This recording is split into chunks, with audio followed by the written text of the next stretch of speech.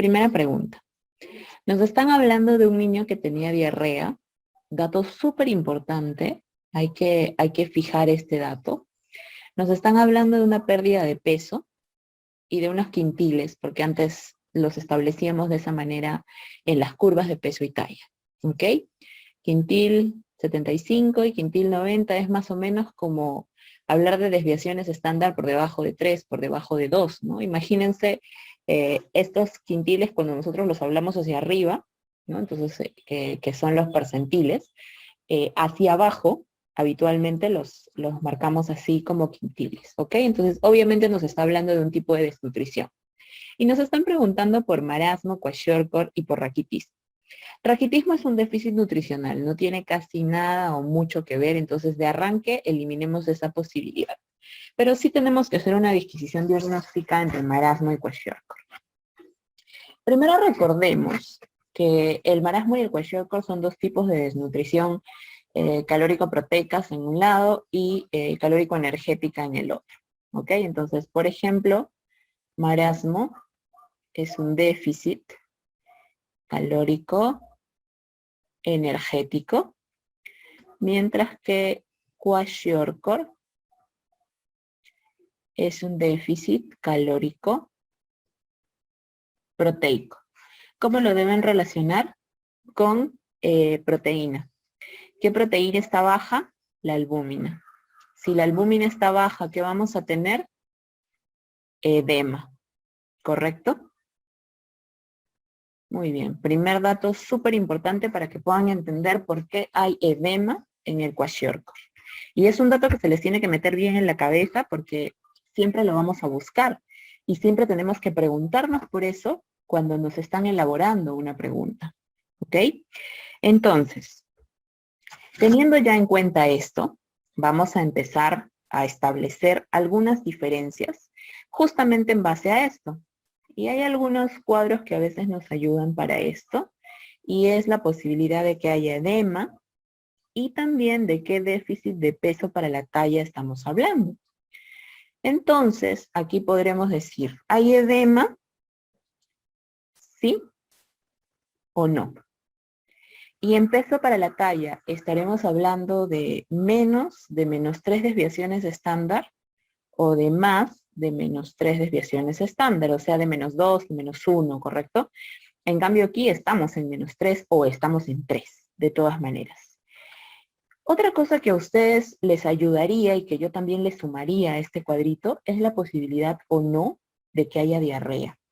Acuérdense que el kwashiorkor, al ser un déficit calórico proteico, tiene un montón de déficit en la absorción intestinal. Por lo tanto, aquí ustedes van a tener malabsorción intestinal sí o sí. Por lo tanto, hay diarrea sí o sí, como causa y como consecuencia, pero existe diarrea. También este kwashiorkor va a estar siempre acostumbrado a preguntarnos de manera tal que nos hablen de las lesiones de piel y faneras. Eso no va a haber en marasmo. En marasmo casi nunca les van a preguntar por esto. Y también es una enfermedad que nos causa esteatosis hepática. ¿Cuál? Esta. Estamos hablando del kwashiorkor, que digamos es un poco más rico en datos para poder obtener nuestra respuesta. ¿Ok?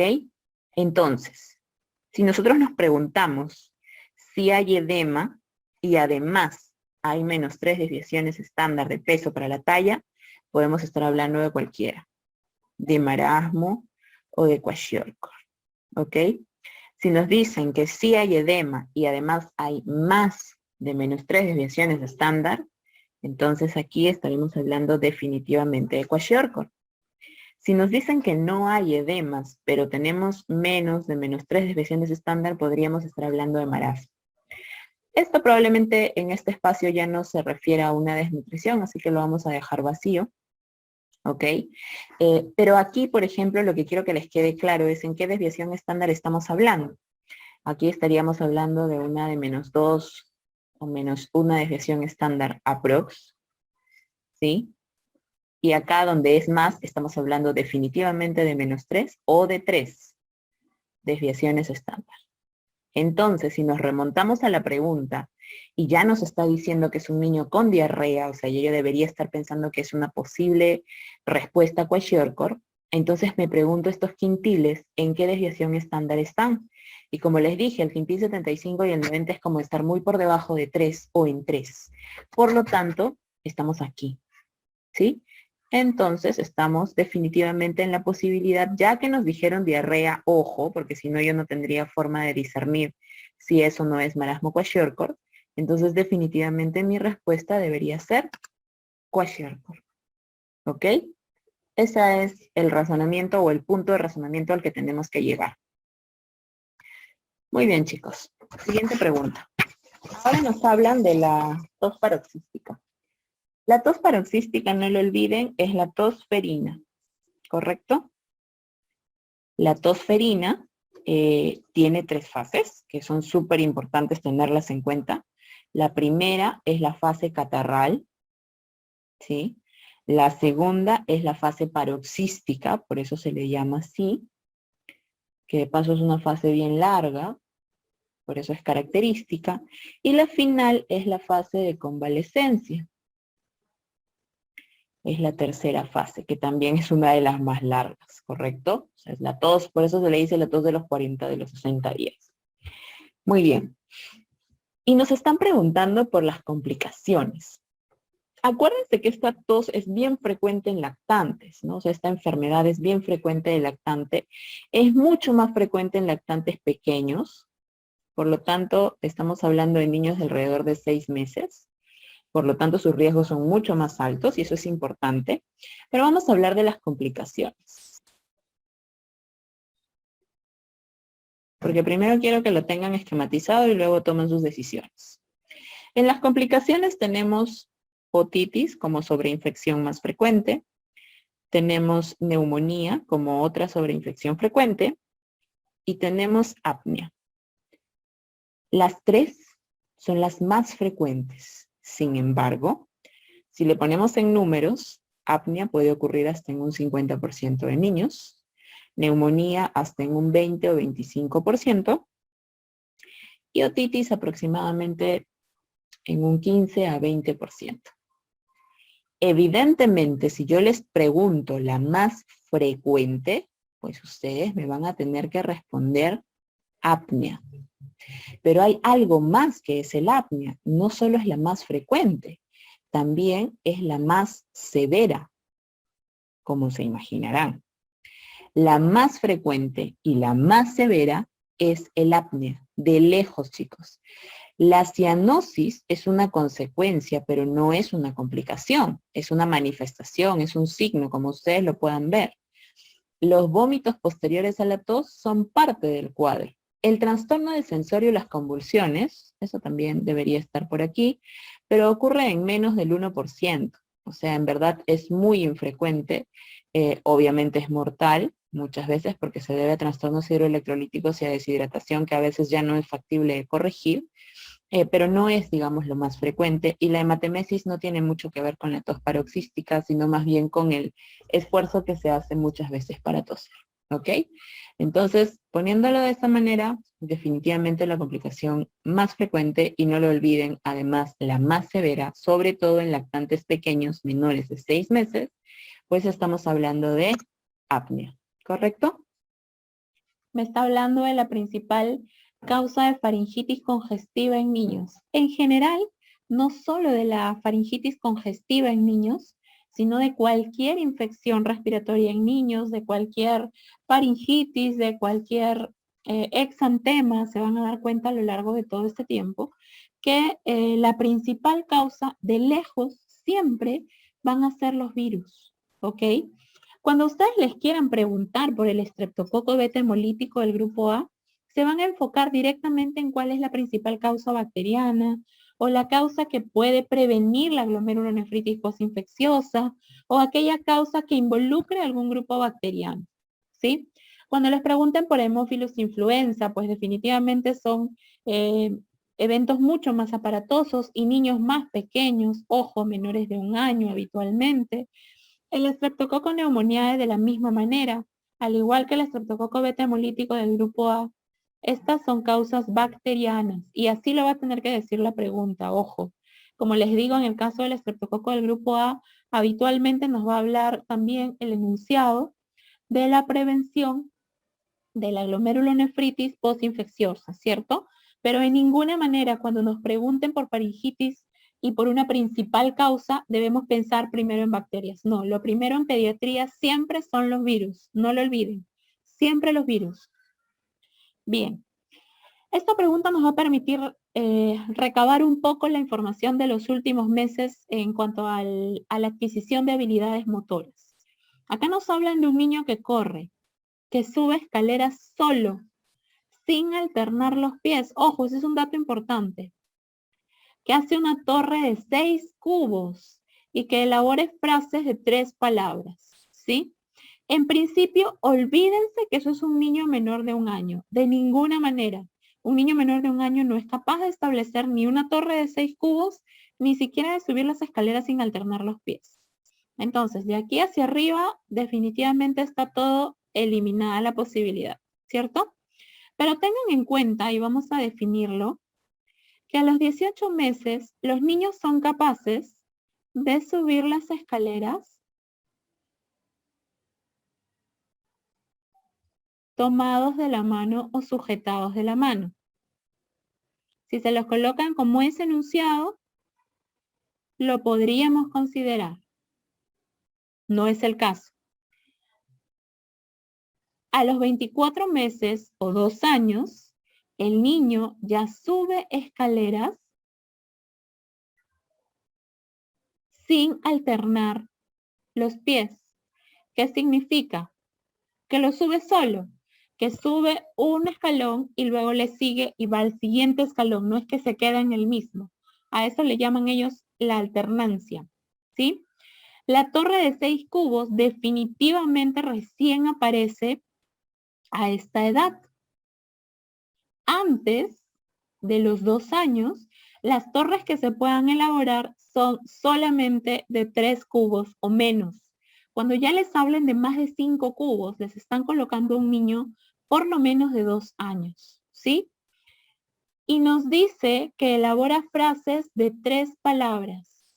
Eso es importante para no pensar en los años más grandes, ¿no? Porque ya un niño de 36 meses o de 48 meses elabora mucho más que frases de 3 palabras. Acuérdense que frases de 3 palabras es mamá, ven, papá, te quiero, te amo, ¿no? O sea, son cosas muy pequeñas que ellos pueden asociar, que claramente un niño mucho más grande ya lo puede realizar. Entonces, las 2 o 3 palabras creo que ya tienen claro a qué nos estamos refiriendo. Definitivamente nos hablan de un niño de 24 meses. ¿Qué nos diferencia de estos meses? Prácticamente la elaboración de las frases y las palabras. Acuérdense que de los 2 años en adelante es 2 años, 2 o 3 palabras o 2 o 3 frases. Frases de cada palabra, ¿no? Si nos estuvieran hablando de 3 años, entonces diríamos 3 a 4 palabras, ¿sí? Van aumentando. 4 o 5 palabras dependiendo de la edad que tenga el niño. Enfóquenlo un poco de esa manera. Enfóquense siempre en lo de las escaleras y los cubos. En este caso, también las frases nos han ayudado a discernir, sobre todo para las edades más grandes. Las edades más pequeñas, claramente nos queda claro, valga la redundancia, que aquí sí no nos están refiriendo a niños pequeños. Los niños pequeños de ninguna manera van a poder ni siquiera conseguir la elaboración de torres de de más de 3 cubos. Máximo hacen 3 cubos, no más. ¿Okay? Entonces, si quisiéramos poner, por ejemplo, aquí a los 18 meses, podríamos decir que arma torres de 2 o 3 cubos, pero no más. Por eso es importante que lo tengan claro. ¿Listo? Aquí nos hablan de un lactante de 6 meses que nos dicen que fue operado al nacer. Ese es el dato que nos están dando. Y nos dicen que esa cirugía fue por mielomeningocele. ¿Ok? Nos dicen que ahora está en la consulta, que tiene fiebre, nos dan la temperatura 38 grados y nos dice que no hay ninguna otra sintomatología de importancia. Y entonces nos preguntan por el diagnóstico. Una infección de herida operatoria tan lejos, definitivamente no procede, ¿ok? Y, perdón. Y luego, si estuviéramos hablando de una meningitis, tendrían que habernos dado síntomas que no nos han dado, nos están hablando solamente de temperatura. Y de la misma manera, una infección respiratoria sin síntomas que nos presenten aquí tampoco podría ser factible. Entonces, si bien es cierto, nos quedamos con ITU y con ninguna de las anteriores, en verdad es importante que ustedes tengan en cuenta que el mielomeningocele es la primera causa de vejiga neurogénica en pediatría. No nos lo dice tampoco el enunciado, pero nos ha mencionado el antecedente, entonces es lógico que nosotros lo relacionemos de esa manera. Recuerden que, por supuesto, la vejiga neurogénica aumenta altísimamente el riesgo de presentar infección del tracto urinario, ¿ok? ¿Y por qué? Evidentemente porque vamos a presentar un residuo postmiccional incrementado. Además, quizás estemos usando una sonda vesical, eso no nos lo especifican, pero es una posibilidad.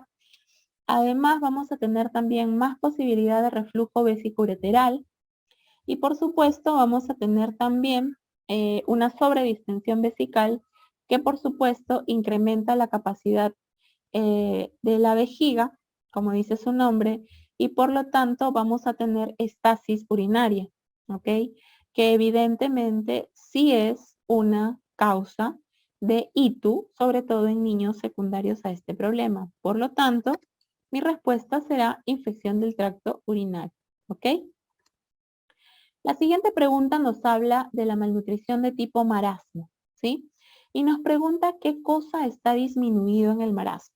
Nos habla del agua corporal total, nos habla de los pliegues subcutáneos, de la albúmina, de las proteínas transportadoras, en este caso el retinol, o de la transferrina. No se olviden que cuando ustedes hablan tanto de marasmo como de kwashiorkor, hay cosas que tienen que tener en cuenta. Número 1, la pérdida de peso. Esa definitivamente va para el marasmo. La atrofia muscular. Esa definitivamente va para el marasmo. Las lesiones que le decimos pelagroides, o sea, muy similares a las de la pelagra, las lesiones en la piel, cabellos, faneras, las uñas, eso va para el kwashiorkor. Aquellas deficiencias o disminución de proteínas, principalmente de la albúmina, eso definitivamente va para el kwashiorkor. Y el edema, que también va definitivamente para el kwashiorkor. Si se dan cuenta, el marasmo es básicamente un síndrome consuntivo 100%. Es consuntivo de masa magra y es consuntivo de tejido celular subcutáneo. Por lo tanto, lo que aquí tenemos en beneficio de todo ello es sin lugar a duda los pliegues subcutáneos. No se olviden que los pliegues subcutáneos son puro tejido celular subcutáneo, valga la redundancia, y por lo tanto es la más notoria disminución de la masa magra.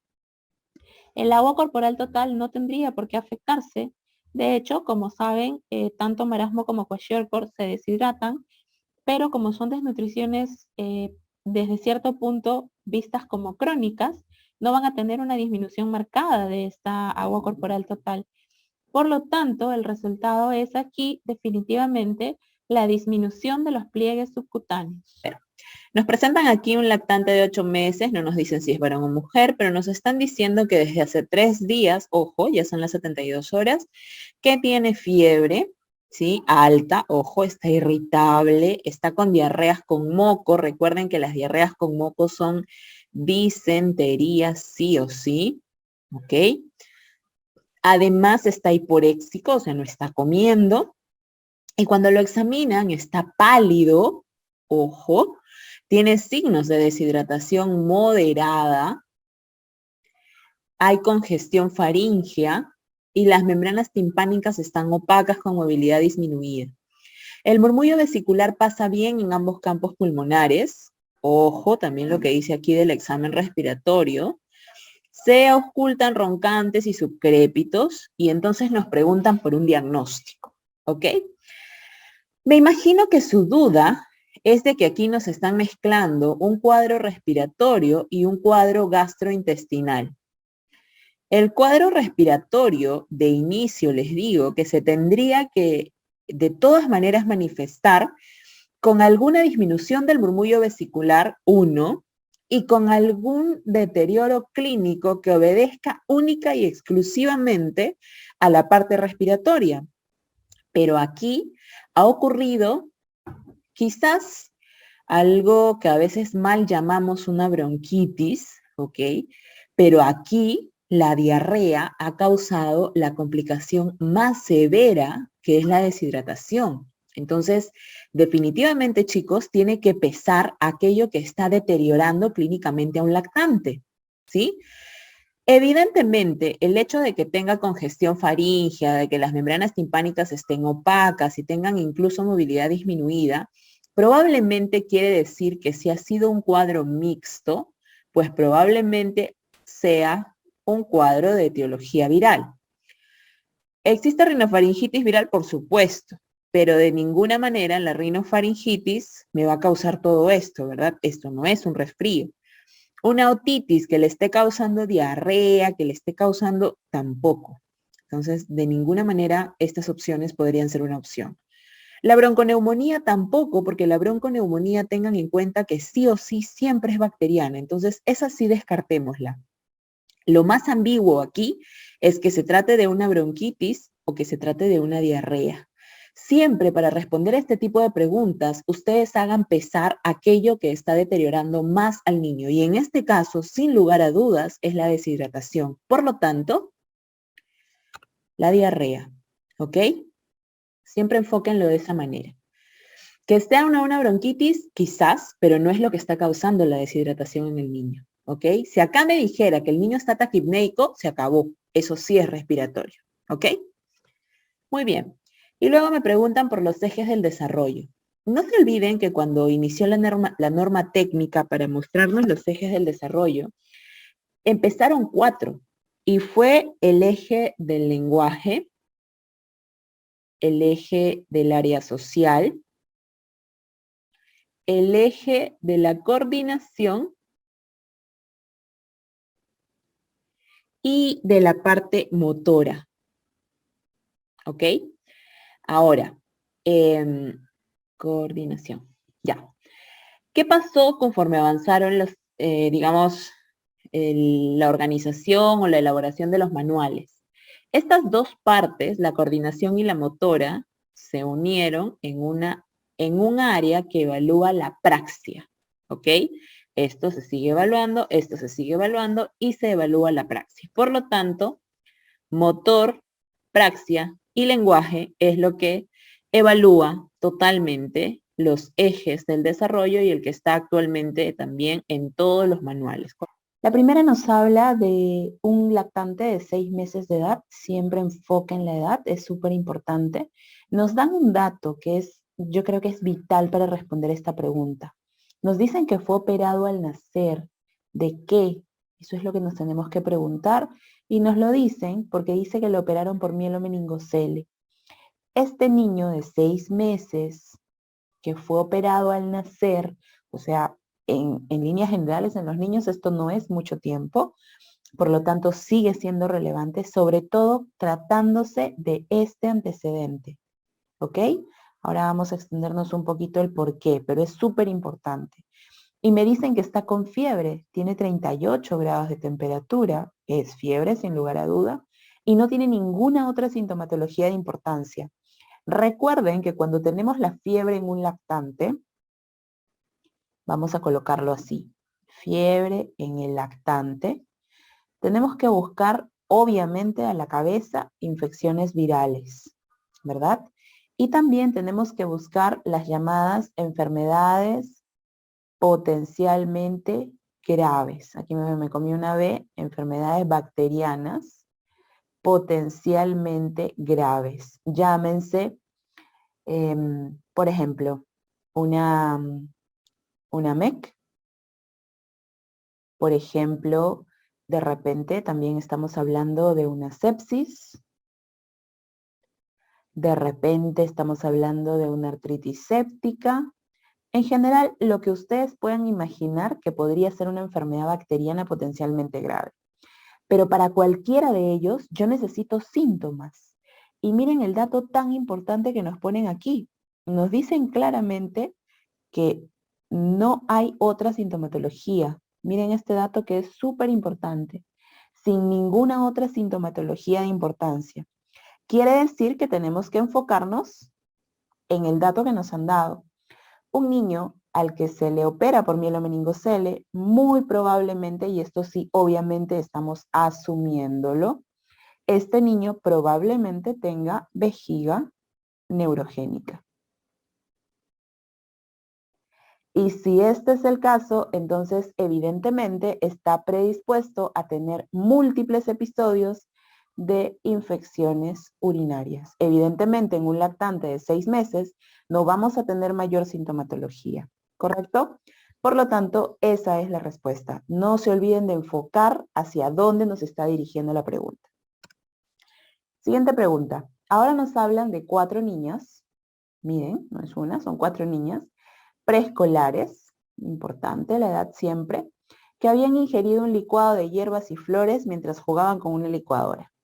Las han llevado a emergencia y en la emergencia las evalúan y las encuentran irritables, las encuentran con resecamiento de piel y mucosas, las encuentran alucinando cosas, porque mencionan que hay alucinaciones, y cuando presentan el examen físico, les encuentran la piel rojiza y midriasis bilateral. El diagnóstico más probable es intoxicación por. Ya nos están diciendo que es intoxicación, ya nos están orientando a que estamos hablando de una intoxicación. Entonces nos tenemos que preguntar qué tipo de agente es la intoxicación. Cuando nos preguntan este tipo de enunciados, nosotros tenemos que buscar 3 cosas.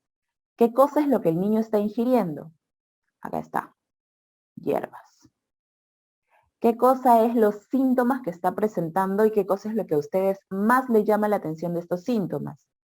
Les soplo un poquito. Aquí probablemente el plus de esta pregunta lo da esto. Resecamiento de piel y mucosas.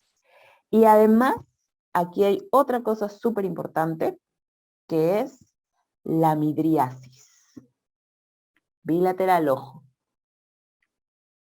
Con estas 3 cosas, ustedes deben sospechar de un agente que es bastante frecuente, que les encanta preguntar, por cierto, y que precisamente son los agentes anticolinérgicos. ¿Por qué? Porque el anticolinérgico precisamente provoca midriasis.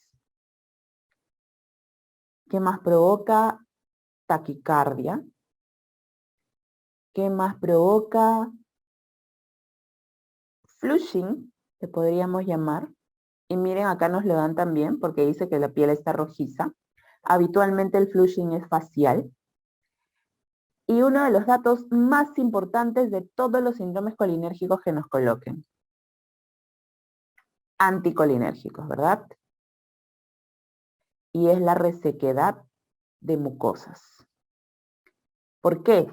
Siempre recuerden que todo lo que tenga que ver con el colinérgico es secreciones. Por lo tanto, lo anticolinérgico será resequedad de mucosas. Esto es súper importante. Igual que la midriasis. Por lo tanto, los agentes que producen o causan esto, como lo quieran llamar, son los agentes atropínicos.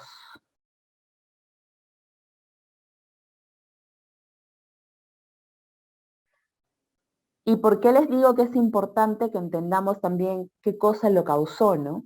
Así como a veces nos dicen lejía y pensamos inmediatamente en un agente, cuando nos llegan hierbas, casi siempre, ojo con lo que digo, casi siempre, porque esta pregunta es bastante antigua y es muy repetitiva, siempre llega de esta manera. Nos está hablando de algo que se llama intoxicación por setas,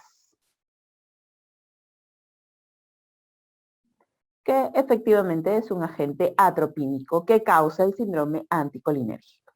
Por lo tanto, aquí la respuesta es, el diagnóstico más probable es intoxicación por atropínicos. Si lo queremos extender un poco más, los atropínicos efectivamente pues producen no solamente lo que es característico en el examen físico, que es la midriasis y la resequedad en mucosas, sino también alucinaciones, ataxia, que es justamente lo que nos han colocado aquí, ¿no? Incluso pueden haber convulsiones. Entonces, no se olviden, cada vez que ustedes les enfoquen midriasis, les enfoquen resecamiento de mucosas, piensen en un anticolinérgico de todas maneras. Y el que siempre nos colocan en las preguntas es la atropina. Nos habla sobre TBC en pediatría. Y hay cosas muy puntuales que tenemos que tener nosotros en cuenta con respecto a TB en pediatría. De hecho, esta pregunta nos habla básicamente sobre lo que siempre nos preguntan. Nos están diciendo que hay un niño que ha tenido contacto con un paciente con TB y nos preguntan qué tratamiento le vamos a dar. Por lo tanto, esta respuesta, miren de aquí que me dicen que hay que aplicar PPD, eso no es tratamiento, así que de una la vamos a ir eliminando. Aquí hay una regla para dar tratamiento en pediatría, y es que todo niño menor de 5 años que tiene un contacto sospechoso, o lo que a veces llamamos como caso índice, en casa o en el domicilio, o tenemos una persona con baciloscopía positiva, ergo, diagnóstico de TB, o sea, ya tenemos diagnóstico de TB, tiene o es tributario de recibir tratamiento profiláctico, así se llama. En pediatría, el tratamiento profiláctico es igual que en el adulto con isoniazida, pero el tratamiento es 10 miligramos por kilo por 6 meses. Esa es la regla y aplica para todos. Doctora, si está vacunado con la BCG, no importa. Doctora, ¿no tiene vacuna con la BCG? No importa. Es exactamente igual. El vacunado y el no vacunado tienen que recibir tratamiento siempre que tenga menos de 5 años, sea un contacto sospechoso en casa, sea baciloscopía positiva. Tratamiento sí o sí, ¿ok? Pero la dosis es 10, por lo tanto aquí no hay respuesta. Es por eso que la respuesta es la letra E, que dice ninguna de las anteriores. Muy bien. Ahora me preguntan por un niño de 1 año de edad que me dicen que lo han llevado a su control. Probablemente es el control CREP que se hace en consultorio. Y dicen que se encuentra con la talla normal, pero el peso está bajo para la edad. ¿Qué significa? Y de paso me dice que no ha aumentado en los últimos 2 meses. Esto es una alerta, ¿ok? Me preguntan por el estado nutricional. Aquí básicamente me están preguntando por estos 3 marcadores. Peso para la edad, talla para la edad y peso para la talla. Son conceptos, ¿ok? El peso para la edad siempre me va a hablar de desnutrición global. La talla, cuando se involucra con la edad, me habla de desnutrición crónica. Y el peso para la talla me habla de desnutrición aguda. Por lo tanto, si ustedes leen detenidamente la pregunta, aquí me está preguntando básicamente por esto, diciendo que el niño tiene un peso bajo para la edad. Y de paso, como les digo, me están diciendo que este niño o esta niña no ha aumentado en los últimos 2 meses. Es por eso que todas las respuestas aquí me están hablando de una desnutrición, ¿correcto? Ojo que cuando me ponen marasmo, kwashiorkor, también es desnutrición, doctora, sí, pero son desnutriciones mucho más severas y la pregunta les tendría que decir, número 1, que es una desnutrición que viene asociada a pérdida de tejido, que viene asociada a que ya no hay masa muscular, que viene asociada de repente a que el niño está ojeroso, está irritable. En el marasmo, ojo, también hay desnutrición global, porque entendemos evidentemente que aquí la respuesta es desnutrición global. Y sí, o sea, hay desnutrición global, pero pues es un tipo de desnutrición crónica, o sea, hay dos marcadores afectados casi siempre, ya sea marasmo o kwashiorkor, ¿ok? Es por eso que ninguna de estas desnutriciones más severas, de paso, la más severa es el kwashiorkor, no es el marasmo, correspondería a la respuesta en este caso. ¿Listo? Peso bajo para la edad, que es el tip que nos está dando la pregunta, porque está escrito en la pregunta puntualmente y dice peso bajo para la edad, es puntualmente desnutrición global. ¿Ok?